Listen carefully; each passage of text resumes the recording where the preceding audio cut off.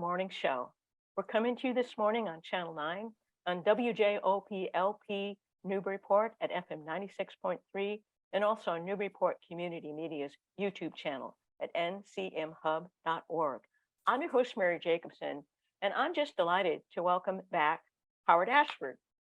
Howard is Assistant Professor of Africana and Latinx Studies at SUNY, Oneonta.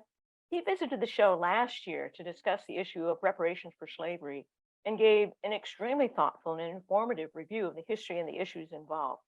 That interview was when I first learned about the publication of the book that he's here to talk about today. And when I immediately invited him to return to talk about it when it came out, as it just did. The book is called, let me show it to you, Mississippi Zion, The Struggle for Liberation in Attala County, 1865 to 1915. So first of all, Howard, congratulations on the book. It's freshly published, just 2 weeks out. So congratulations on the book. Thank you very much. Thank you so much for taking time to visit the show to talk about it. I really appreciate it. Welcome, Howard. Welcome back. Thank you for having me back. Thank you. Oh, I've been looking forward to it since our last interview. Well, Howard, I wanted to start by asking you, you talk in the beginning of the book about how you started gathering the stories of the struggle for liberation in Attala County when you were just 11 years old. And I'm so curious to find out what made you begin wanting to gather this history at such a young age. What did you hope it would reveal for you and by extension, the rest of us? Well, actually, it started out just by me wanting to know about myself and my parents, my grandparents, who were their parents, siblings, etc. And so it was more about just my own tree and learning, when were people born, when did they die, what did they do for a living. And as I began to dig and began to see that they were more than just a name and a date, but they were teachers, that they owned land, that they did all these other things, and then they weren't just themselves in a bubble, that they were linked to other people. And so I began to go off and branch off to see like who those individuals were. And what I found was that the story that I was being told in school about my own history was very limiting. There is slavery, there is Dr. King, and that's pretty much all that we got. But it was more so what was being done to Black people. And yet I was seeing a whole different light as to what Black people were doing that did not fit a narrative. And as I got more education and more schooling, even in history courses and Black studies courses, back in college, it was somewhat that that narrative is that in slavery, Black people fought to be free, but once they were free, the weight of Jim Crow just came down on them, and they didn't do anything. They couldn't vote, they didn't own land. Sharecropping were the kind of the big narratives. I was like, that's not entirely true. That's a larger concept, but you're looking at the actions of others to Black people, but we're not. So what my ancestry taught me was that, we have to take the time to understand the people and not the eras of history. And so what I wanted to do was just showcase that coming out of slavery, Black people, then fought to really be free. To have a law or something that is written to say that you can move about freely is different than actually being free. There's but what is that struggle of? And so I just wanted to use their stories. And luckily for me, I had started so young that everything just kind of came together, and I could really put the attention on the heart of the story, as opposed to then having to go back and research everybody. So, but it was just mostly to give people their voice and to put them at the heart of their narrative. Which of course is essential if you're going to have a full authentic history, because there's a lot of people and a lot of lives and a lot of struggles and a lot of successes, and because you tell those stories as well, in between slavery and Martin Luther King. And a lot of those people were your ancestors. And so I understand that's a wonderful story. And I totally understand the importance of the narrative and why it was personally compelling for you. Howard, I wanted to understand the title better. because Zion, I believe, is a biblical reference, and you call it Mississippi Zion. And I'm curious to find out how you applied the biblical reference to African Americans' post-Civil War efforts to build an equal and just society. Well, the church is so huge, and no, it was no other than the school and one's home. The church itself is a space where people could go to understand kind of what they could do, like in their life, with God at their side, and really being Muslim. Actually, Zion was not the title of the book; it was Mecca. It was Mississippi's Oh, Mecca, to reflect my being Muslim. But my dissertation chair, Dr. Bracy, kind of in his way was like, no, not many people in central Mississippi are Muslim, and they may not be able to connect Mecca and my idea of this great place that's like a promised land, which made it seem like this space, everything happened, everything is perfect, and no kind of thing. Whereas Zion is more so of a home space where you are free. And so yeah. I wanted to give it more of a link to what people actually went through, as opposed to maybe me drawing a conclusion as to Mhm. what I hope that it was. So Nice. Zion is home. And I think, Yeah. and people always want to go home. And for people coming out of slavery, this was their home. And now the struggle is how to make your home a place where you can do the things that you wish to do, and your home is supposed to be where you're free. And Yeah. so that is where Zion comes from. And also to draw it back to the church again, that was so equally strong in this era, and even to even now, and being a descendant of two great, let's see, one is a great grandfather who was a minister, and one was a great great grandfather who was a Oh, minister, and one was a great great uncle who was a minister. It keeps everything connected. But home is where we have to start to look at, because yeah. that this is where they're rooted at. And so that's where Zion comes in. And so but again, it was number two title. It was the second title choice, Mississippi Mecca. So I I did understand. wanted to put that out. It didn't just instantaneously come to me. I had to be guided to Mississippi Uh-huh. by Dr. Grace. Well, I understand. And authors, I think, rarely get to pick their titles. But I like the way you've described the meaning of Zion, both in terms of the church, but also in a larger sense, the idea of a home and a homeland where there is freedom and Yeah. liberation. And that's what your book is about, Yes, that liberation. struggle and Yeah. building towards Zion. So, well, Howard, you make the point in the introduction to your book that the very name Mississippi evokes strong reactions and a Mhm. lot of assumptions and perhaps stereotypes, Yes. some of them misguided, especially in us Northerners, and that historians of Mississippi often emphasize, and you were talking about this a little bit before, but they emphasize the story of white domination, Jim Crow, failed Reconstruction, victimhood, that misses the actual experience, the hard work, and the heroic endeavors toward liberation performed by Black Mississippians. So I was hoping that you could say a little bit more, because I know that's a fundamental goal of your book, to fill in that historical gap with the stories that you tell in Mississippi Zion, and also say a little bit about why it's so important for all of us to fill in that gap in our history. I think, well, you touched on the word, is that I was trained in Black studies. And in Black studies, we're taught to look at Black people as being, that's at the heart of their narrative.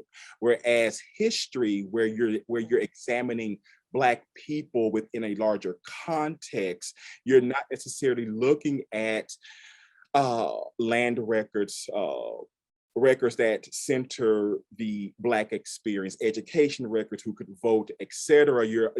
Kind of, it really is, what are you looking at in terms of your story?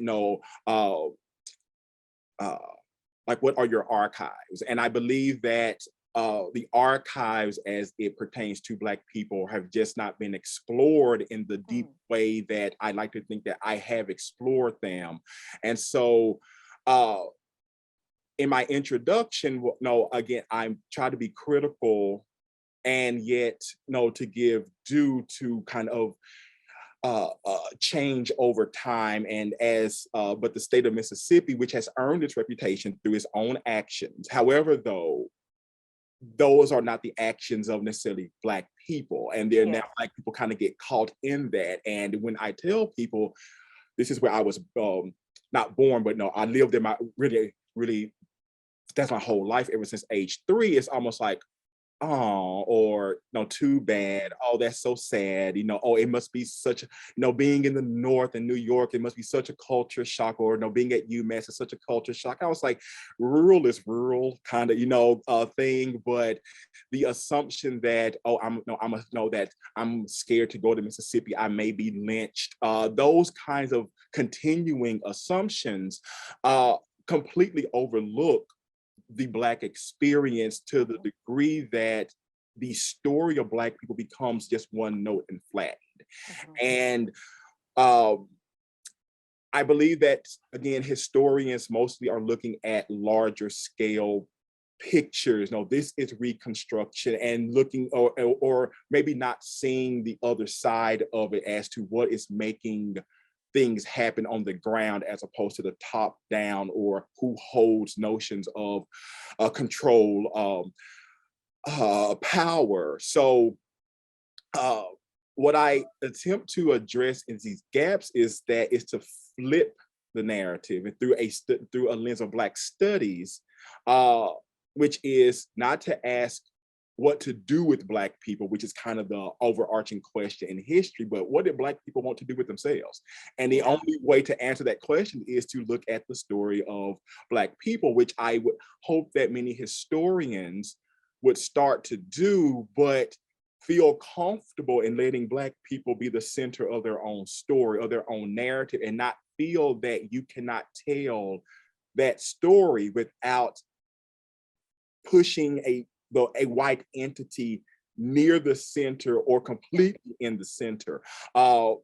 Whether that can happen, I hope that this book really starts that trend, because if not, then Black people are really not in their own spotlight where they should be in their own spotlight. And there's really a misconception of history and power. No, Black power is not 1965, it's 1865. And so that was where I know is that to really understand this span of time, that you have to look at Black people and their actions and the response that it sparked to understand the struggle that they're in today, because it's not always a struggle. It's things happen that serve as a spark for a need to control them. And I wish that, or hope that, historians move beyond reconstruction as this kind of limiting time frame, because Black people need more than 10 to 12 years to showcase or to do things, given that they have not been free for 200 or 300 years. It's not equivalency of time. Right. So I see historians start to do that, but I still see a hesitancy in wanting to give Black people their due space in their own narratives. Well, Howard, that's a really excellent description of the way you're shifting the paradigm by blending the focus of Black studies with the study of history, because you fill in the gaps. And more than that, you bring history to life in new and very relatable ways. Because these are real human beings confronted with serious challenges, and they find ways to overcome them. And so the stories you tell in your book are they humanize history, but they're inspiring stories that we all need inspiration, Howard. And it creates a whole new repertoire or cast of characters in history that is much more extensive and expansive, and it enriches all of us, because there's some superpowers in these stories, with people who really we're familiar with what they were up against, but we're not nearly as familiar, and you fill in the gaps of the strategies that they used and the Mhm. resources they had. Yes. And so anyway, thank you for that, Howard. And that was a great kind of Thank description. Well, one of the things that you say when you're telling these inspiring stories was intriguing to me. You say land and liberation at this time after the Civil War are inseparable from one another. And I was hoping that you could tell us about how Black Mississippians leveraged land ownership after emancipation, and how and why this was such a significant stepping stone to build a new homeland, to build Zion. you. Well, well, one's land is one's home, and therefore what you own is what you can control. And so what I try to capture is that the struggle to be free is the struggle for control. The control of one's self, one's autonomy, one's labor, one's right to vote, one's education, etc. But a lot of that starts with land. Land gives you the space to build. Land gives you a sense of, I own this. I have the right to do whatever it is I want to on these spaces in which I own. So I think, you can be educated, you can vote, but in a sense, at the end of the day, if your home belongs to another being or entity, how free are you? And as we will see over time, if you work on the land of others, can you go to school? No, can't, no.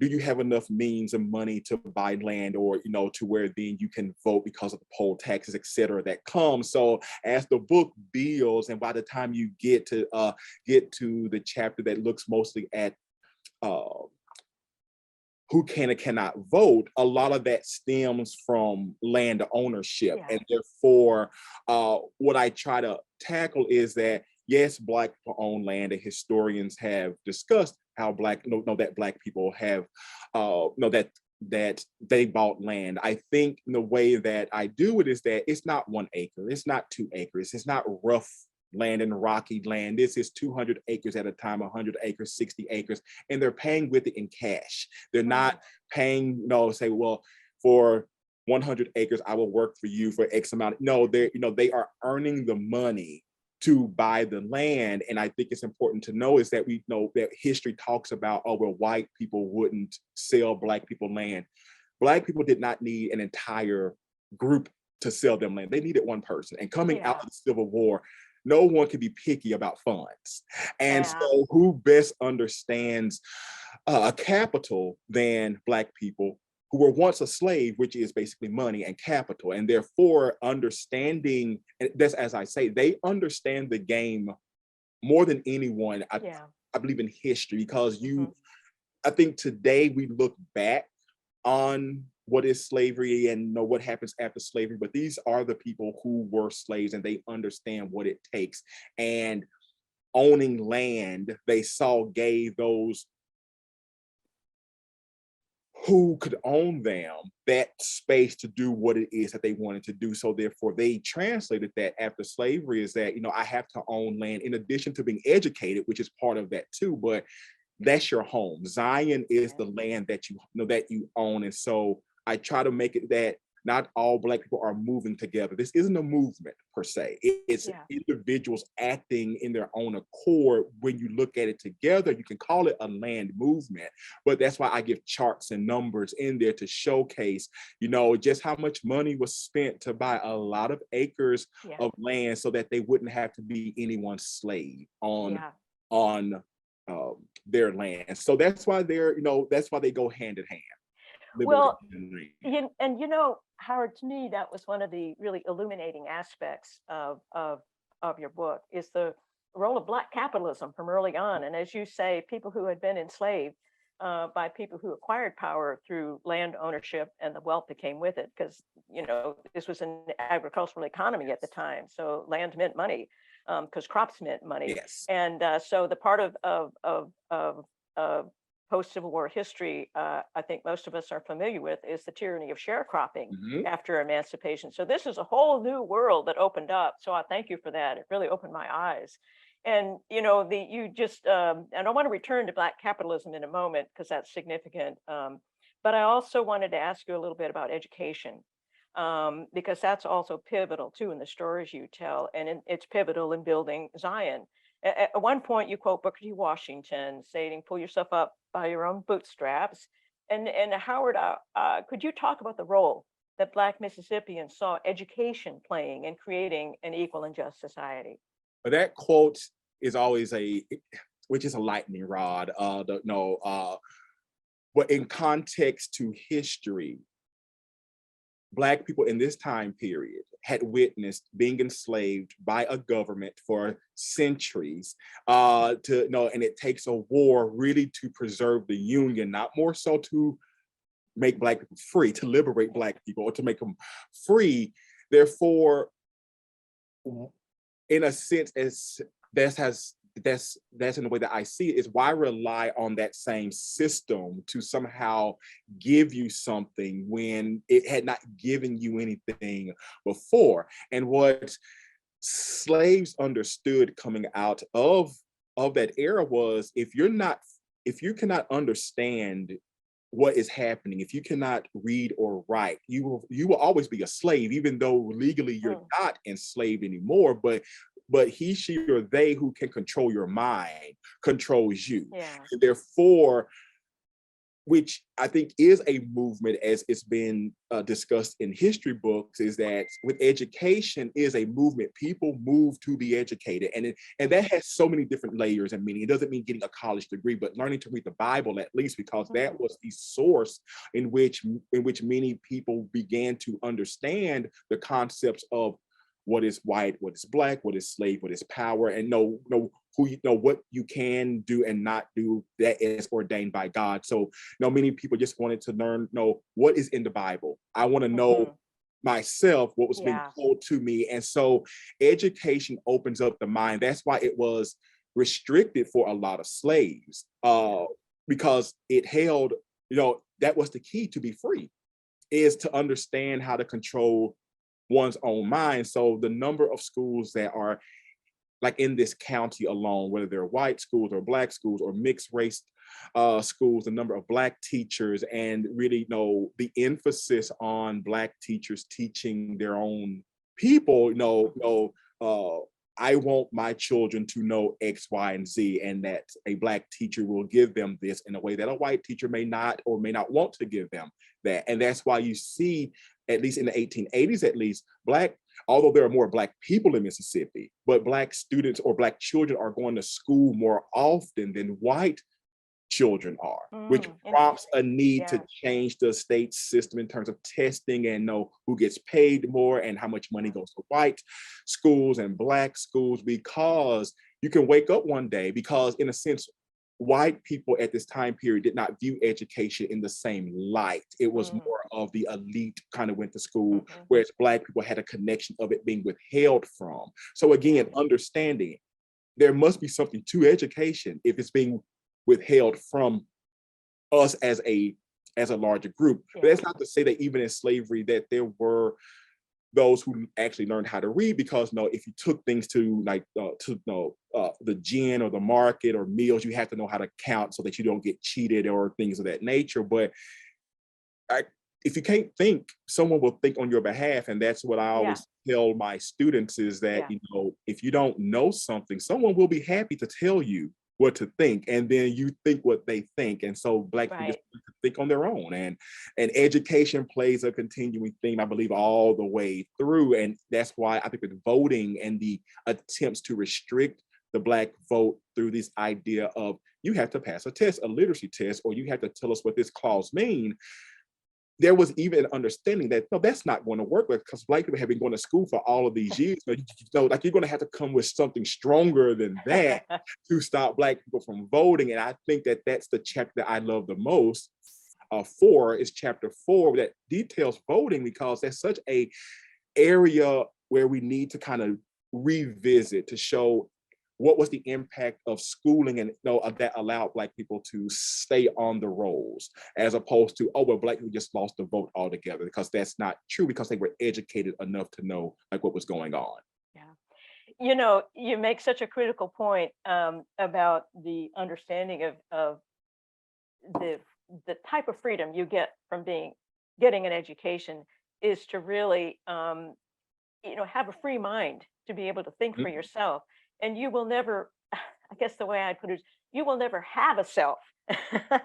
You will Yeah. never know who you really are, what your own thoughts are, what your own perspectives and values are without an education, because you will be vulnerable to being swayed by Yes. people with the loudest voice. And a Ex- loud voice is not the same as intelligence. It just means having a loud voice. Saying something loudly and confidently is not the same as being wise. That's And getting an education helps you spot the posers from people who speak authentically with your best interests in mind. So I love the way, and that the way that you put that, and the complexity then when it came to trying to control people's votes. And that brings us to the next thing that's important in your book that I wanted to ask you to talk some more about, Howard. One theme of the book that you make is that every forward push by Black Mississippians was met with often violent pushback by white supremacists. And Howard, this is an old and terrible and very American story, as exemplified, for example, in when Black Wall Street in Greenwood in Tulsa was burned down in 1921. And as you say in your book, Black capitalists forced whites to see them in a different color, green. Mhm. Black people as economic competitors served as a catalyst for violence and even death. So please tell us more about how Black Mississippians understood this pushback and how they worked in spite of being able to predict the pushback, because we can still predict it, it's still happening. How did they work to keep their sights on and continue progressing towards Zion in spite of this entirely predictable and very often violent pushback?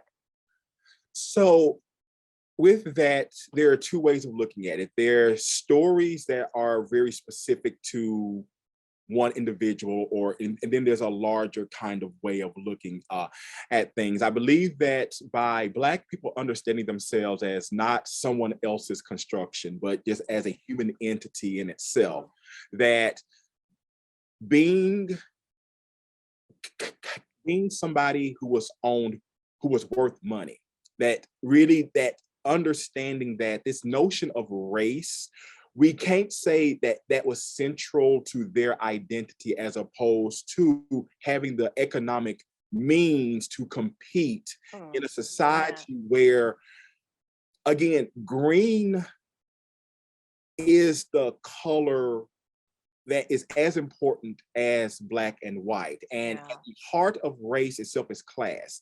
And Mm. as Black people are able to understand how to own land, how to be really to exist on their own, not that they want to exist on their own. A lot do, but just exist, whether that means on their own, whether that means with whites. There will always be an element of a group that will only see you as you once were. And Yeah. coming out of slavery, a society where it's built upon one group being free and another group being not free, a slave and enslaved, mentally what happens when that society is completely thrown aside and everybody is free, what is no but all you know is that someone has to be enslaved, someone has to be in Yeah. control of someone else. Black people never wanted to control white people. Their narrative is not about white people. It's about how to be themselves at a different level, to be a better Black person Mhm. for themselves, not for Yeah. any, because you can't control other people. So Yeah. Jordan Teague, who I discussed, he went to court. He spoke out against whites in court. He testified in court against white individuals. That was his right as, that's as a human being. Now that was met with backlash, and like he died as a result of it. But being someone that who owned land, and a landowner, and again, being in that position, you're seen in a different light. You're seen, you're someone that can save money, you're someone that can buy land. People just look at you differently, not because of your color, but because of your class. And as we Yeah. see around 1900 and the great incident around two Black men who get this appointment to the government, you're going to go door to door, you're going to be in charge of the people who take the names birth dates or like how old you are, like who's in your household, things like that. Census takers, Yeah. that's enumerators, is their appointment. That larger backlash from the people of beat 3 and beat 4, which at that time were heavily white beats in Attala County, to write DC and the senator from Mississippi, we will not only lynch these 2 Black men, but we will also burn this county to the ground if their appointment is not withdrawn. Well, who were these two Black men? They were teachers, they were landowners, they were voters, and they're this economic who so happened to be Black. They could do the job just as good as any white person, which is what they they said, I'm not going to back down. But in 1900, now, with Jim Crow now legalized, or or what becomes like Jim Crow is legalized, where there is Black and white society, to have Black people to just come to a white person's door and demand information and use the front door, not the back door, to be addressed as Mr. Phillips and Mr. Hazley, not boy or anything worse than that. Mentally, these are not just Black people. These are people of status and that I can't control without resorting to something that is very protected by the law, which is violence. Because knowing that, what are the odds that I'm going to go to prison? I may be indicted, which is a big thing, but I may have to do a trial. But what are the odds that a jury of my peers are going to convict me for enacting violence for whatever reason that I can come up with? So you see the intersection between Black people as capitalists and the results of their efforts to grow themselves as complete individuals, and some people that will only see them as Black people. So that's why it's important that we understand what's going through the minds of Black people, which is not to wake up every day thinking, what are white people going to do to me? And one thing I have to get in is the story of George Adams and his wife Harriet Adams, who had the white maid, which sparked controversy in my department at UMass, that this was either a mistake or they came with so many different reasons how this Black couple could have a white maid living in their home, and she's not an old white lady. She's young enough to still have children, and they have a white maid, they have a Black butler, but other Black people had butlers as well in this region that I talk about. And Blackjack is the area that I'm speaking of. Why not look at it like, oh, well, I have a Black butler. Okay, well, I have 2 Black maids. Oh, well, I can top you. I have a white maid and a Black butler. Economic competition, economic bragging. Look what my efforts have bought me. And nothing happened to George and Harriet Adams in this case, but that's the sense, is that what happens when you can't control people for doing what they have the right to do is that you can resort to something that that is going to be protected, or that has been protected, as you have seen, and that is to resort to harm and violence. Yeah, that's so interesting, Howard. Another way to put what you're saying is that Black capitalists they bust open the kind of binary view. Yes. They kind of break open the limitations of the binary imagination of what it means to be human. Yes.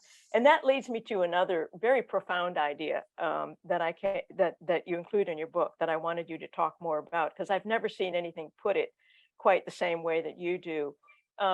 You talk, as you just were, about the idea of whites being motivated to the fallback mechanism of violence to get their way, not because they were afraid of Black domination. And as you say, that's not what Blacks were trying to accomplish ever, but by exposure to the reality. And this is the phrase that captivated my attention: the reality that whiteness has limitations. And the reality of the limitations of whiteness was revealed by witnessing what you were just talking about: African Americans acting on their desires, their talents and skills to establish themselves as free thinking and self-sufficient people, the American dream, in other words.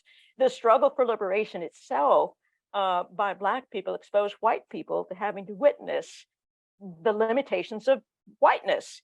And this seems to me to be such an important insight into the motives that still drive white nationalists today. So I was hoping, could you say more about this intriguing phrase, the limitations of whiteness? Yes. Re Historians or just everyday kind of talk tends to view whiteness as more of presence. It's more of it's like an entity, that is all powerful, all that can kind of get away with or do the things that like it wants to do, without necessarily understanding that there are limits to everything. Nothing is infinite. And power, if we're going to look at whiteness in terms of an entity that has historically been granted a high amount of control over themselves, a power, at least when we're looking at it in connection to non-white peoples, especially now we're going to talk about Black people. Well, there's a thing, the Constitution, which is supposed to kind of outline just what you can and cannot do. And so by Black people aligning themselves with the Constitution, and not the construction of Blackness, right there is a limitation of whiteness, is that your construction or your view is just that, your view. Doesn't mean that another group has to live by it. And therefore, what happens, as you were just saying, when that idea is burst open, that trying to contain someone by your perceptions of them is no longer your reality. What else do you have? What in your psyche, as someone who has been told you have power, you should have X, Y, and Z, and that Black people will never have what you have. And I get this has been said before. That was not true. That was more so a way to keep poor people from uniting against the elite classes. But when you buy into that and you find that the color is really all that is protecting you from being that lower class, you come to see that there are limitations to being white in the South in this country, and that without the means to move up, and without land, because there are just as many white people who do not have land, who work on other lands. There are more poor white individuals, but being white though has always been what kept you separate and above, whether it was this much or this much. And so to wake up one day and see whether, and it's not just those who are poor, but those who are in power, to wake up one day and see, wow, Black children are going to school, attending school more than white students, children. Wow, Black people are still voting. Black people are still they're still, that's like buying land. They have businesses. How do we control that? Because we don't live in a society where equality was ever meant to be really truly equal between two groups of people. So I think that it depends on the person, but as I try to highlight and not try to group all white people together or all Black people together, is that in these interactions that we see that white people come to understand that there are limitations, that Black people are not going to do what you want them to do merely because they are Black, but they're going to do what they want to do because they are a human being who so happen to be a Black American.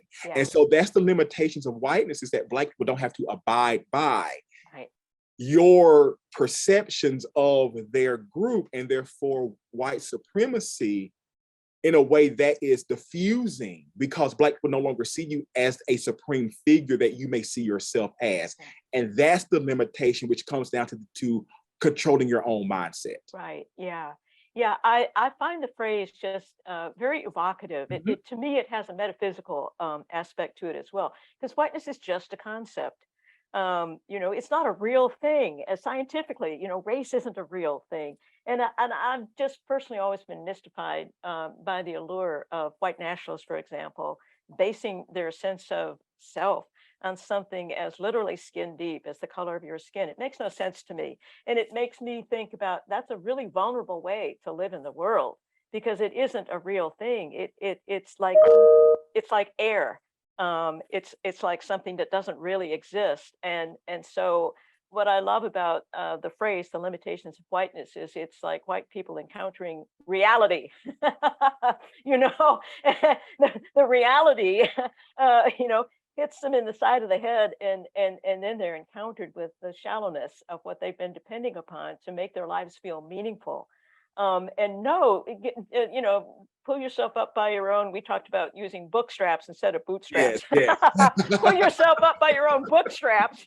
yes. Get an education and find out who you are, and then you'll have more substance and more potential happiness in your life. So anyway, thank you so much for that, Howard. I Oh just no. really Oh, loved well, encountering that.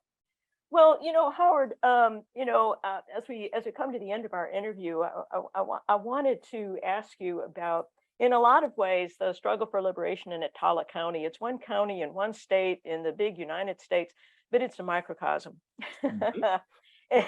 And of struggles for liberation, perhaps across time and space and all of history. So I wanted to ask you, um, just to reflect upon, or what your hopes have been for, what you hope people will take from this, the microcosm of the struggle for liberation in Attala County, and how they can apply that to understanding US history in general and all its complexity, and also the ongoing journey toward liberation today, and our deeper understanding of what freedom really is, not just for Black Americans, but for everyone.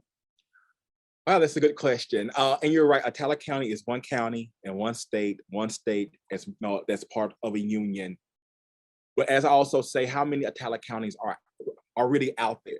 You know, by the current perspective of looking at things, you know, uh, I don't believe Attala County existed in a vacuum, which is why I try to make it more part of the Yeah. state history.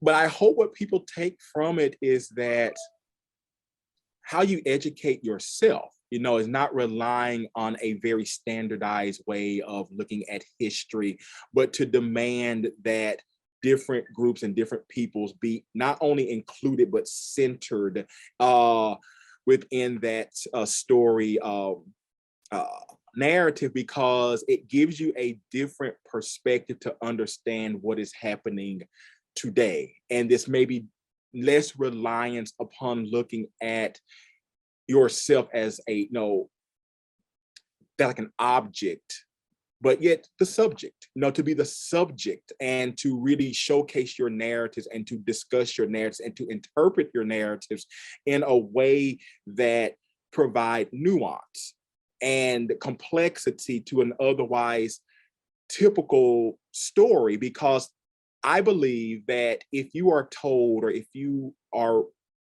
told that you come from nothing, that you told that you have nothing, then that may be what you believe. And Mississippi Zion to many may be a this anomaly of a county, and I may be this completely blasé, out of touch, you know, looking at the world in, you know, in this happy lens kind of thing.